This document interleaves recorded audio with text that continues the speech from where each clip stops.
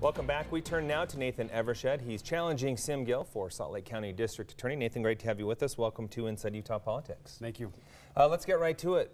You work with the DA inside the DA's office. Yes. So why did you decide to step up and challenge your own boss? So I've been working inside of the office for over 10 years. I've prosecuted everything from traffic tickets to homicides. I was on the gang team for 3 years and the special victim team for 3 years, and I'm on the homicide team right now. I've gone to trial on dozens and dozens of serious felony cases, and I love this office. And I've seen what's happened to it. I've seen what's happened internally. I've seen what's happened with our partners, with our relationship with our partners, and I've seen kind of what's happened with the public trust in the office, and it just needs to change. So that's why I'm running, is to change the culture of the office, just change the perception of the office, and to make it a better place for the citizens of Salt Lake County. Let's dig more into that. What do you mean it needs to change? Specifically, what needs to change, and how would you do that, more importantly? So one thing that's happening inside of the office, and again, I've been there for 10.5 years, so I'm running against my boss, which is obviously never a very comfortable thing, but this is what we do in America, is to, in order to change a public office and a public official, you need to run against him. So inside of the office, what we've seen is a massive brain drain. We've seen some of our best and brightest and most talented support staff and even prosecutors leave the office. Something that we haven't really seen like this, especially in this manner, going to different entities, going to different county attorneys' offices, and that results in a big hole. Because what happens is that when someone is a victim of a crime, they would hope that an experienced, trusted prosecutor would see that through. But we've just been seeing prosecutor after prosecutor just leaving this office because of the failed leadership policies within it. And that just has to stop.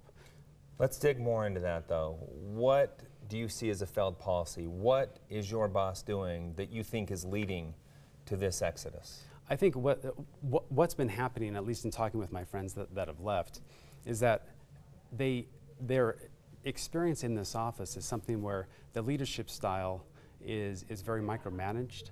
They don't feel trust, they don't feel support, and they don't feel hope. And they've been experiencing that for week after week, month after month, and year after year. And they finally just want to go to an institution that, one, values them, that gives them hope and opportunity, and treats them like the adults that they should be treated like. And so that's a big reason as to why we're losing so much talent. So what would you do different if you were elected? The first thing that we would do different is that we would just change the leadership model.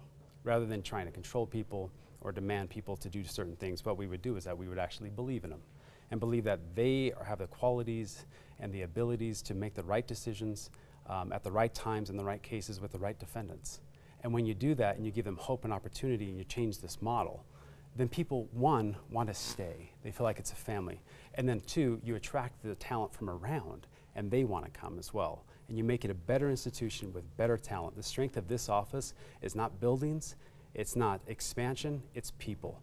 And that is the focus, and that's what we've lost out on, is that the focus hasn't been on people. You mentioned you've been there 10 years. Mm-hmm.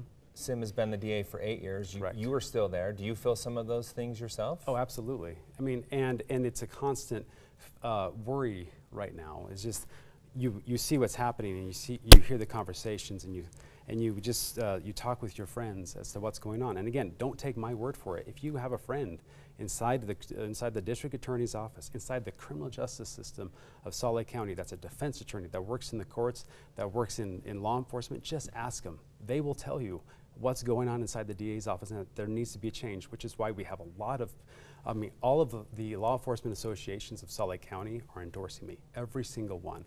On the other end of the criminal justice spectrum, you have defense attorneys. A bulk of them, if not a vast majority of them, are endorsing me. In fact, I was in court just on Monday. Someone from the Public Defender's Office, the Legal Defenders Association, said, "I'm proud to have your sign in my yard." You know, people just know. Why are law enforcement associations getting behind you? They're getting behind me because, one, I have experience in the courtroom. I have done it. I've gone to trial on dozens and dozens of felony cases. I've been with them, and that I'm not a political guy. I base decisions based off of evidence and evidence only. Do you think your boss has made mistakes in cases where he's come out against law enforcement? It's hard to comment on the specific cases, but I can say there's there is that perception, that very strong perception from my friends in law enforcement. They believe it's way too political. In fact, on our Facebook feed, that's a lot of the comments that are coming out. Please change this, it's too political. It should be focused on justice and justice alone, not politics. And that's why our mantra is, hey, I'm a guy that's been in the courtroom. I've been in those trenches. I focus on evidence and I just focus on justice, not politics. And that's where when you have that perception inside the office and outside of the office, it needs to change. And when it does change to just that, it serves everybody well. Some people might look at the way your boss has handled that and say, we like how he is willing to hold law enforcement accountable.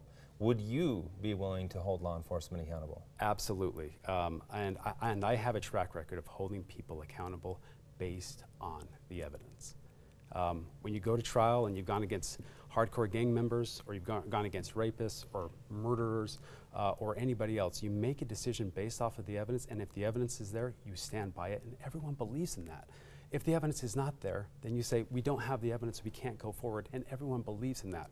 When people have that perception that politics are getting involved here, that's when the public trust begins to wane. That's when your partnerships begin to fray, which is what's happened. We need to work with each other, and it's really to the detriment of everybody, especially our office. All right, we are coming down the stretch of the election. Of course, we will find out in a few months how this all plays out.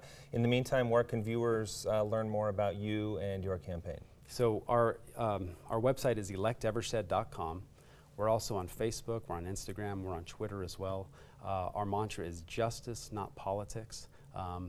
We even have a Facebook page that say Democrats for Nathan Evershed, even though I'm a Republican, because we have so much bipartisan support, and we wanted to highlight that. So whether you're Republican, Independent, or Democrat, everyone wants a justice system that's fair, that's secure, and a DA's office that's focused on it.